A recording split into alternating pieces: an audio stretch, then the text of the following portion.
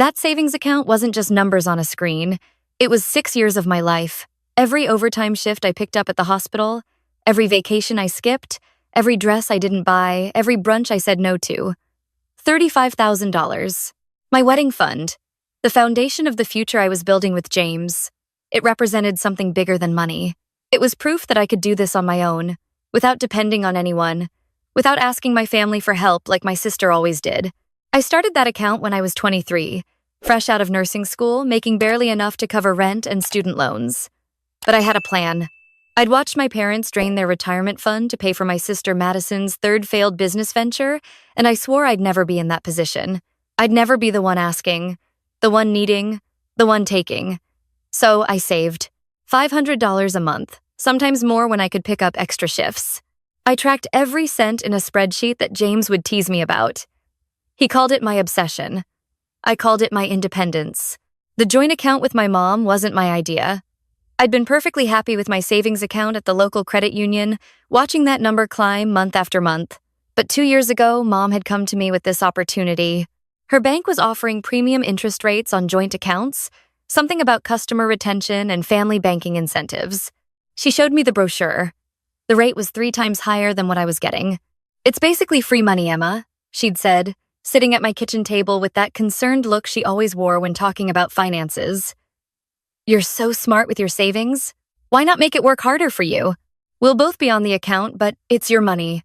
I won't touch it, I promise. It's just to get you that better rate." I should have said no.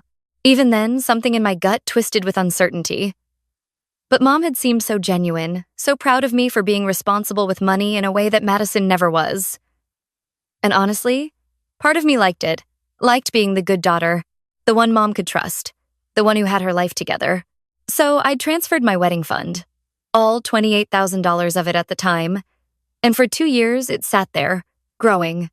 I added to it every month. Mom would text me occasionally about the interest we'd earned, always emphasizing you and your money. It felt safe. It felt like we were a team, planning for my future together. James and I got engaged 4 months ago. He proposed on a hiking trail in the Smoky Mountains at sunrise, with a ring he'd saved for almost as long as I'd been saving for the wedding. We both believed in doing things right, in being prepared. That's why we worked. We sat down that first week and made a budget. The venue we wanted was $12,000. Catering for 150 guests would be another $8,000. Photography, flowers, the dress I'd been eyeing since college. It all added up to just under $35,000. Perfect. We set the date for June, 9 months away. Enough time to plan everything properly. I'd been so excited to tell Mom about the engagement. She'd cried, hugged us both, immediately started talking about flowers and cake tastings.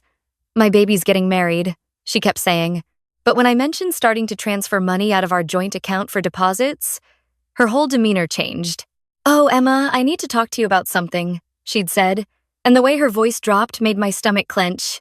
"It's about Madison." It was always about Madison. My sister was 32, 3 years older than me, and she'd been in crisis mode for as long as I could remember. Failed relationships, failed careers, failed apartments she couldn't afford.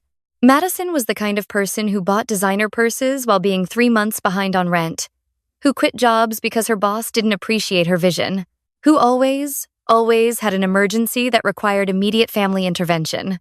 "She needs surgery," Mom said. "It's serious, Emma. The doctors say if she doesn't get it soon, there could be complications."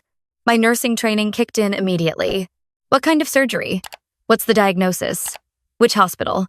Mom waved her hand vaguely. "It's complicated. Something with her system, female issues. You know how private Madison is about these things." I did know. Madison had always been dramatic about health issues, turning a common cold into a near-death experience that required Mom flying across the state to take care of her. But surgery sounded serious. "How much does she need?" I asked, already knowing I wouldn't like the answer. "The insurance is covering most of it," Mom said quickly. "But there are some out-of-pocket costs. Specialist fees, the deductible, and she'll need to take time off work to recover. She's just barely making ends meet as it is." "How much, Mom?" $20,000. The number hit me like a physical blow. $20,000? I know it sounds like a lot, but Emma, she's your sister. Family takes care of family. And you have that money just sitting there. You and James can always have a smaller wedding. Maybe push it back a year. Madison needs this now. I felt something cold settle in my chest. That's my wedding fund. I've been saving for 6 years, and it'll still be there. Madison will pay you back. She always does. Except she didn't. She never did. The $5,000 for her business launch 3 years ago? Never repaid. The $2,000 for her security deposit when she got evicted? Gone. The $800 for her car repairs? Forgotten. Mom, I can't. James and I have already booked the venue. We've save the dates. We have contracts. Contracts can be broken. Your sister's health can't.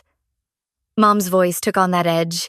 That hint of disappointment that had shaped my entire childhood. I thought you were more compassionate than this, Emma. You're a nurse. You help people for a living. But your own sister? I want to help, but not with my wedding fund. Can't she get a payment plan with the hospital? Can't you help her? We've already put in what we can. And you know your father's retirement is tight. We just don't have the flexibility you do. She reached across the table for my hand. Please, honey, just think about it. Madison is really scared. And you've always been the strong one. The capable one. I told her I'd think about it. But I also told her no money was moving without my explicit approval. She'd nodded, hugged me, told me she understood. That was 3 weeks ago. This morning, I'd woken up excited. James and I were meeting with the wedding venue at noon to put down our $5,000 deposit. I'd logged into the joint account to transfer the money, already imagining walking through that gorgeous barn venue again, this time knowing it was really ours. The balance showed $127.32. I stared at the screen. Refreshed. Checked the account number. Logged out and back in. $127.32. My hands were shaking as I pulled up the transaction history. There. Dated 2 weeks ago. Transfer to Madison Hayes. $35,000. I couldn't breathe. The room was spinning. $35,000.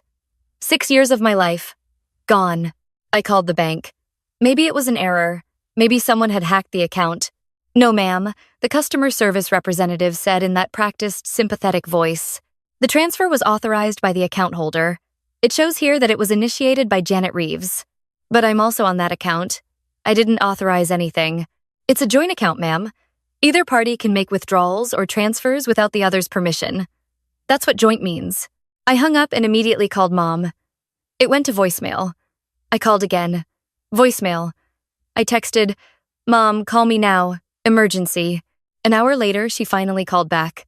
Emma, sweetie, I'm at the grocery store. What's wrong? What's wrong? My voice came out as a hiss. What's wrong is that my wedding fund is gone. All of it. You took $35,000 without asking me. Silence. Then, oh, honey, I was going to talk to you about that. Madison's surgery got moved up. They had an opening last week, and if she didn't take it, she'd have to wait another 4 months. I didn't want to stress you out. You've been so busy with wedding planning. You stole from me! Emma, don't be dramatic. I didn't steal. It's a joint account, and it's not like the money is gone. Madison has it. She's family. She'll pay you back when she can. When she can? When has Madison ever paid anyone back? Mom, that was 6 years of savings. That was my wedding. You can postpone. Or have a smaller wedding. People do it all the time. What matters is the marriage, not the party. What matters is that you lied to me. You promised you wouldn't touch that money. I didn't touch it for myself. Mom snapped, her voice finally showing irritation. I used it to save your sister's life. Or would you prefer I let her suffer because you wanted some fancy wedding? It wasn't a fancy wedding. It was reasonable. And you don't even know what this surgery is for. What's the diagnosis? What hospital? Another pause. That's private medical information.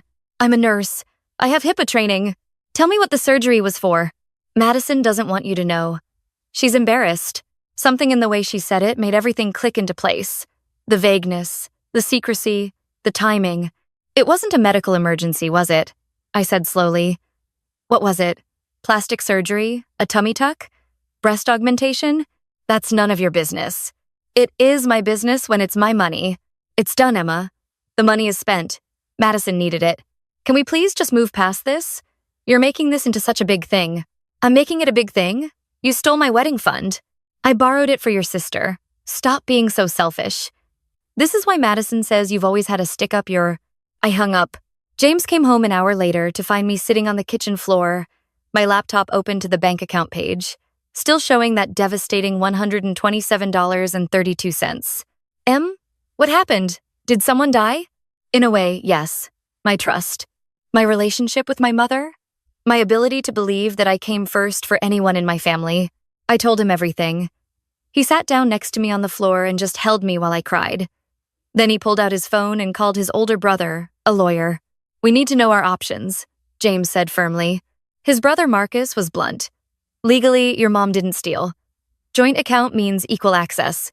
Unless you can prove coercion or fraud, the bank won't do anything. You could sue for the money back, but you'd be suing your mother, and family court can get ugly. I don't care how ugly it gets, I said, my voice steadier than I felt. That's my money. I want it back. Then you'll need to file a civil suit. Small claims court won't work for $35,000. You'll need a lawyer, which will cost money. And, Emma? Marcus's voice gentled. Even if you win, if your mom doesn't have the money, you can't get blood from a stone. Madison has it. Can you prove that? Do you have documentation? I pulled up the bank transaction. Transfer to Madison Hayes. This enough? It's a start. But Madison could claim it was a gift. Your mom could claim it was her money to gift. You'd need to prove it was your contribution to the account, that there was an agreement it was your money. I have texts, emails, 2 years of messages from my mom talking about my wedding fund, my savings. Save all of those. Don't delete anything. And Emma? Be prepared. This is going to get messy. He wasn't wrong. I sent one text to my mom. You have 48 hours to return my $35,000 or I'm filing a lawsuit. Within an hour, my phone started ringing. Aunts, uncles, cousins I hadn't spoken to in years. Somehow, the entire extended family knew. My Aunt Carol called first. Emma, your mother is in tears. How could you threaten her like this? She stole my wedding fund. She helped your sister. Madison was suffering. And you, with your perfect little life, your perfect little job, your perfect fiancé, you can't even help family when they need it? I wasn't asked to help. I was robbed. It's a joint account. Stop being so dramatic. My Uncle Tom was next. You're really going to sue your own mother? Over money?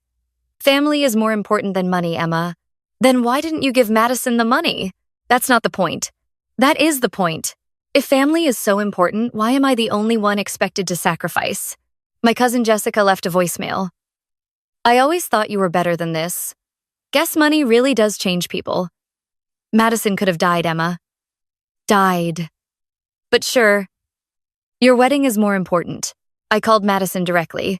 She answered on the first ring, her voice sugary, sweet. Emma, Mom said you're upset. I'm so sorry you're feeling this way. Where's my money, Madison? Your money? Mom gave me that money for my surgery. What surgery?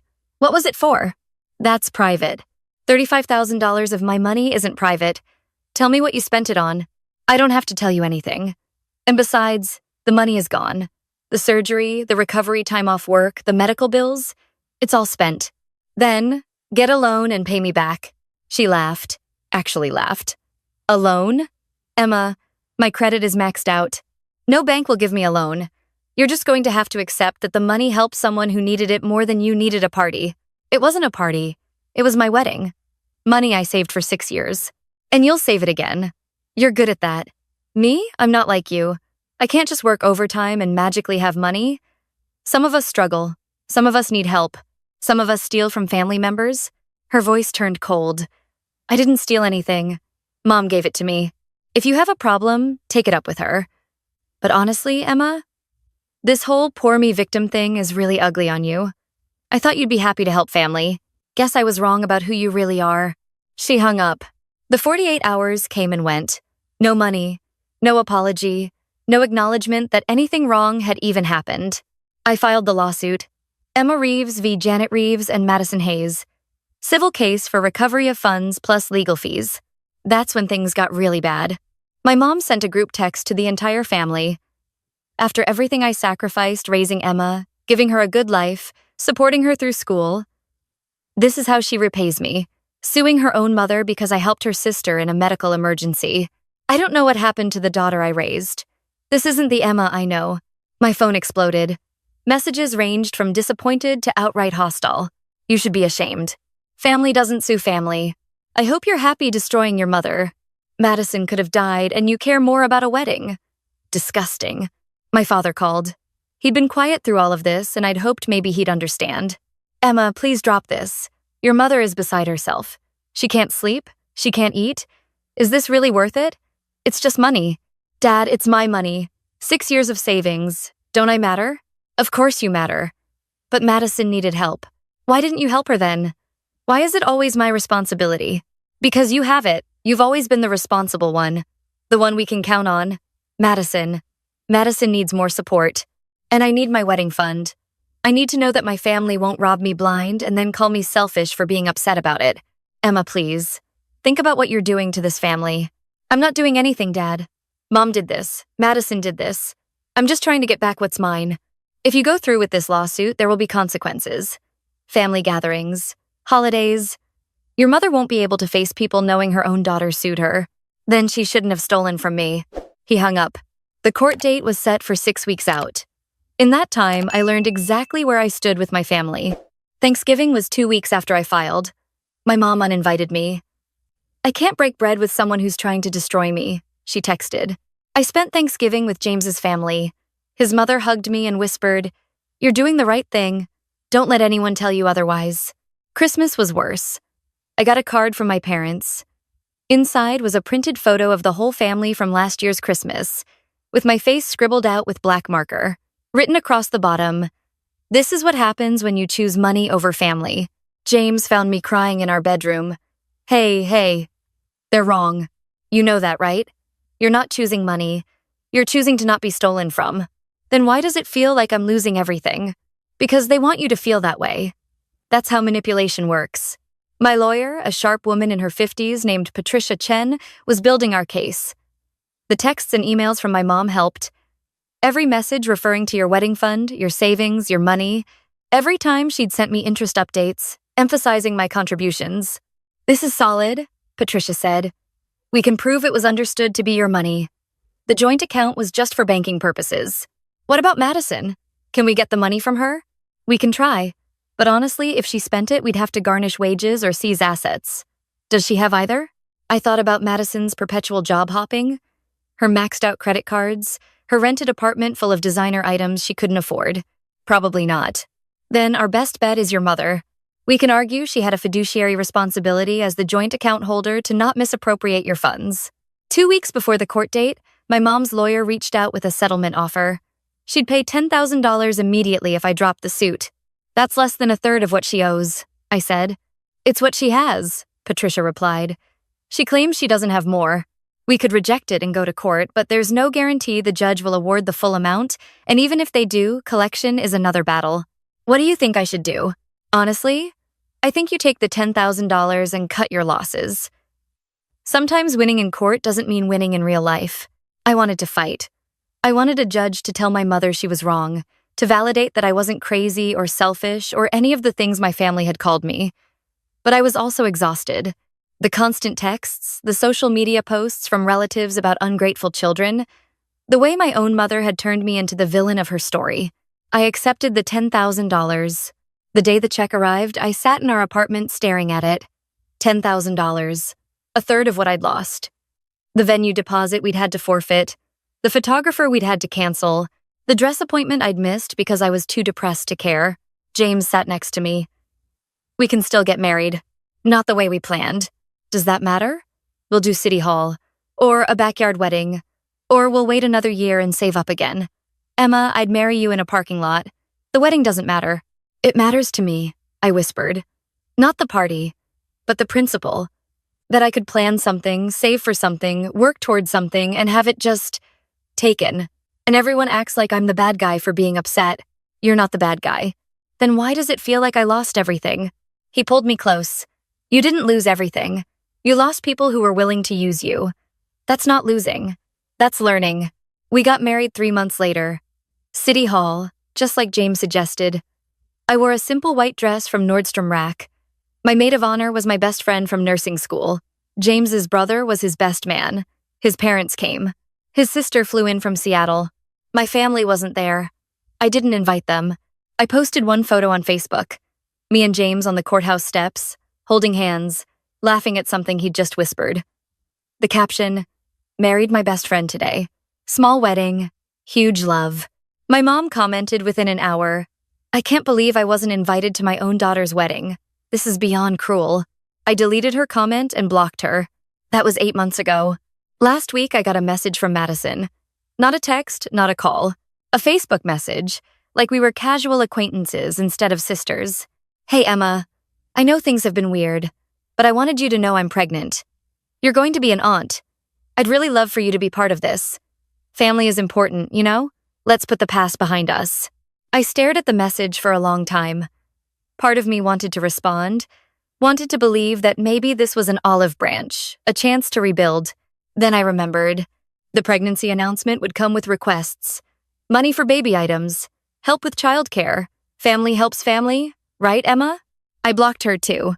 My phone rang an hour later. Mom, I let it go to voicemail. "Emma, Madison told me she reached out. I really think you should respond. This grudge you're holding is so unhealthy. Your sister wants you in her life. She wants you to meet your niece or nephew. Can't you just forgive and move on? What happened with the money was a misunderstanding. We were just trying to help family. You've always been so rigid about things. Life isn't black and white, honey. Sometimes family has to make sacrifices for each other. Call me back. Let's work this out." I deleted the voicemail. James came home to find me staring at my phone. They reached out. "Madison's pregnant. Wants me to be an aunt. Put the past behind us. What do you want to do?" "I want to not feel guilty for protecting myself." "Then don't feel guilty." He sat down next to me. "You didn't cause this. You set a boundary. They crossed it. You enforced consequences. That's not punishment. That's self-preservation. Everyone thinks I'm heartless. Everyone who matters knows you're not. And everyone who thinks you are? They're the same people who would have told you to just accept being stolen from. Their opinion doesn't count." He was right. I knew he was right. But still, sometimes I look at my wedding photos and think about what might have been. The barn venue with the string lights. The photographer I'd researched for months. The dress that would have made me feel like a princess. Then I think about the price I would have paid for that. Continuing to be the family ATM, continuing to sacrifice while Madison took, continuing to be manipulated with family is important. The courthouse wedding cost $87. My dress was $200. We had dinner afterward at our favorite Italian restaurant with 8 people we loved. Total cost, maybe $500. Best money I ever spent. Because I learned something that day. Family isn't just about blood. It's about respect, trust, boundaries. And when people show you they don't respect you, don't trust you with the truth, and don't honor your boundaries, they aren't family. They're just people who share your DNA. I have a new savings account now, just in my name. James isn't on it. Not because I don't trust him, but because I learned my lesson about joint anything. I'm saving for a house, somewhere with a yard and a guest room. Somewhere James and I can build our life without people who think love means unlimited access to my resources. I'm up to $8,000. In about 5 more years, I'll have enough for a down payment. And this time, no one knows about it but me.